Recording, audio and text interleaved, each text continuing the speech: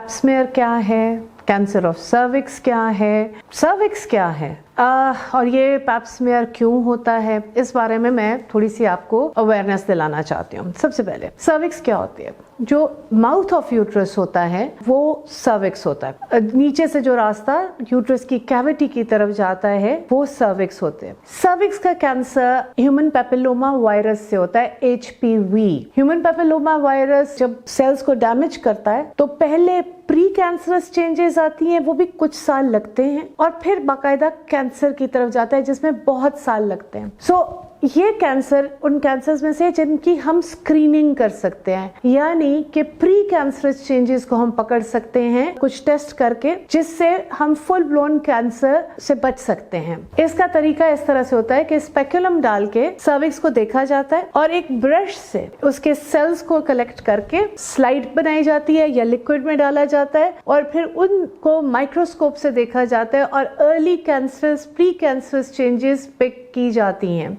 उसके बाद अगर किसी में ये चेंज आए तो फिर ऑप्शंस होते हैं कि उसको बायोप्सी कर लें। एक और इंस्ट्रूमेंट होती है, एक समझो टेलीस्कोप की तरह, उससे अंदर इसको करीब से देखा जाता है, या फिर इसका एनेस्थीसिया देके या एक पीस ले लिया जाता है जिससे इसके पूरी से ट्रीटमेंट भी हो जाती है। लेकिन ये तभी हो सकता है कि अगर आपको पता हो कि आपने पैप स्मेयर कराना है। किसने पैप स्मेयर कराना है? जो भी शादी हो या वो एक्टिव हो तो उसको अपना पैप स्मेयर कराना चाहिए, और हमारे यहाँ रिकमेंडेशन ये है कि हर 3 साल बाद कराना चाहिए टिल द एज ऑफ 65। अगर आपके हर मर्तबा नेगेटिव टेस्ट आते हैं और उसमें आप ऑल क्लियर होते हो तो टिल द एज ऑफ 65 आपने ये टेस्ट हर 3 साल बाद कराना होता है। इसमें कोई दर्द नहीं होती है, इसमें आपको कोई खौफ नहीं होना चाहिए, और ये बहुत अच्छी तरह से स्क्रीन करता है।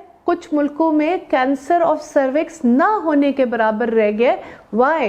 बिकॉज उनकी स्क्रीनिंग इफेक्टिव है, वो अपने नेशनल लेवल पे अवेयरनेस देते हैं और स्क्रीनिंग होती है। हमारे यहाँ स्क्रीनिंग नहीं होती, इसलिए हमारे यहाँ जब पिक होता है तो फुल ब्लोन कैंसर होता है। उससे हमारे यहाँ पेशेंट्स की क्वालिटी ऑफ लाइफ भी खराब होती है, एंड खुदा ना खास्ता हमारे यहाँ इसकी वजह से डेथ भी ज्यादा होती है। वहाँ इन्होंने इसको बहुत अच्छी तरह काबू कर लिया है बाय इफेक्टिव स्क्रीनिंग। अब वैक्सीनेशन की बात करते हैं लोग कि कैंसर ऑफ सर्विक्स की वैक्सीनेशन होती है। यस, होती है, पर वो आपकी शादी या फर्स्ट एक्सपोजर से पहले होनी चाहिए। एक दफा अगर ह्यूमन पैपिलोमा वायरस का एक्सपोजर हो गया है तो फिर ये वैक्सीनेशन का कोई फायदा नहीं रहता ना। वो इन्फेक्शन तो आ गई, तो आप वैक्सीन क्यों देते हैं? ताकि आपकी बॉडी उस चीज के खिलाफ पहले से एंटीबॉडीज बनाए, ताकि वो इन्फेक्शन या वो वायरस जब आता है तो उसको मजीद बॉडी में फैलने से पहले एंटीबॉडीज उसको खत्म कर देती हैं, राइट? तो अगर एक दफा एक्सपोजर हो गया है तो फिर तो आपको वैक्सीन कराने का फायदा नहीं है। उसके एक स्केड्यूल होता है, अगर आप उसके बारे में हमसे बात करेंगे अपने हवाले से, अगर आप एक्सपोज नहीं हुए या अपने बच्चियों के हवाले से, तो हम गाइड कर सकते हैं। 2 तरह की वैक्सीन हैं, कहीं एक ज्यादा यूज होती है, कहीं दूसरी ज्यादा यूज होती है।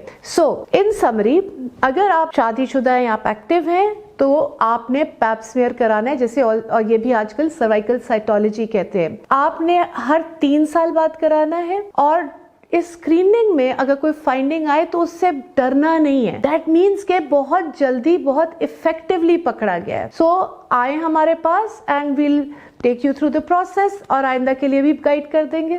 Thank you.